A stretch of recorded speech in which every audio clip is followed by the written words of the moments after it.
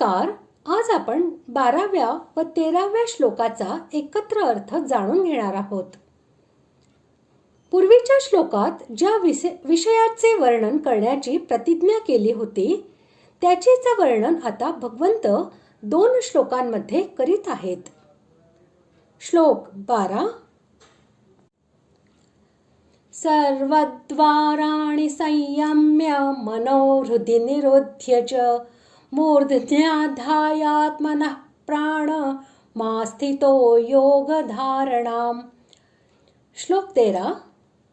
ओमित्येकाक्षरं ब्रह्म व्याहरन् मामनुस्मरन् यः प्रयाति त्यजन् देहं स याति परमां गतिम्.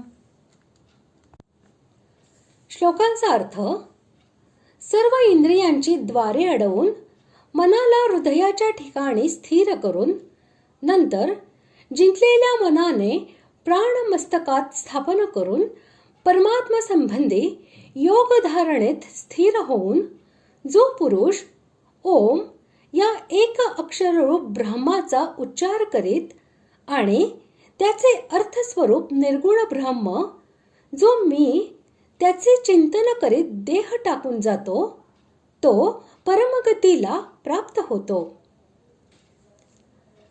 इथे सर्व द्वार रोखणे म्हणजे असे की श्रोत्रादी 5 ज्ञानेंद्रिये आणि वाणी आदी 5 कर्मेंद्रिये या 10 इंद्रियांकडून विषयांचे ग्रहण होते. यांना द्वार असे म्हणतात. याशिवाय यांची राहण्याची स्थाने यांनाही द्वार असे म्हणतात. ही इंद्रिये बाह्य विषयांपासून बाजूला घेऊन म्हणजे पाहणे, ऐकणे इत्यादी सर्व क्रिया बंद करून तसेच इंद्रियांचे गोलोक सुद्धा रोखून धरून इंद्रियांच्या वृत्ती अंतर्मुख करणे म्हणजेच सर्व द्वारांचा संयम करणे होय. यालाच योगशास्त्रात प्रत्याहार असे म्हणतात. नाभी व कंठ यांच्यामधील स्थान ज्याला हृदय कमल असेही म्हणतात आणि जे मन व प्राण यांचे निवासस्थान मानले आहे तो हृद्देश होय.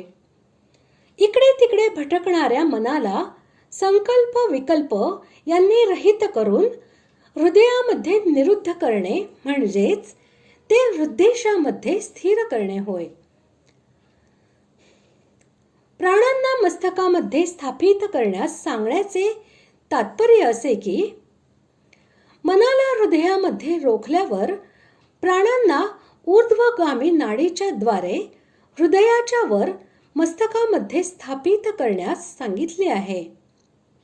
तसे केल्यामुळे प्राणांच्या बरोबरच मन सुद्धा तेथेच जाऊन स्थित होते. वरील प्रकारे इंद्रियांचा संयम आणि मन व प्राण हे मस्तकामध्ये व्यवस्थितपणे निश्चल होणे म्हणजेच योग धारणेमध्ये स्थित होणे होय. आत्मना या पदाने असे दाखविले आहे की येथे परमात्म्याशी संबंध असणाऱ्या योग धारणेचा विषय आहे. अन्य देवतादी विषयक चिंतनाशी किंवा प्रकृतीच्या चिंतनाशी संबंध ठेवणाऱ्या धारणेचा विषय नाही. 10व्या अध्यायातील 25व्या श्लोकातही ओंकाराला एक अक्षर असे म्हटले आहे. याशिवाय हे अद्वितीय अविनाशी अशा परब्रह्म परमात्म्याचे नाव आहे. नाम व नामी यांच्यामध्ये वास्तविक अभेद मानलेला आहे. म्हणून ओंकाराला एक अक्षर व ब्रह्म असे म्हटले आहे. इथे ज्ञानयोग्याच्या अंतकालाचा प्रसंग असल्यामुळे माम हे पद सच्चिदानंद घन निर्गुण निराकार अशा ब्रह्माचे वाचक आहे.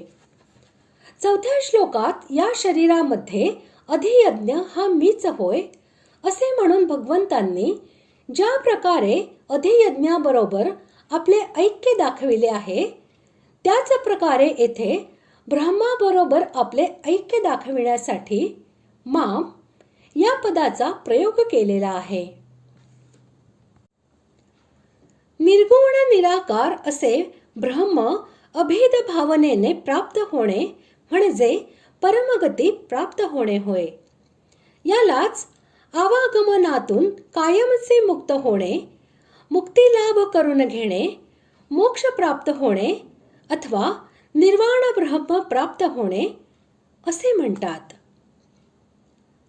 अशा प्रकारे आज आपण 12व्या व 13व्या श्लोकाचा एकत्र अर्थ जाणून घेतला.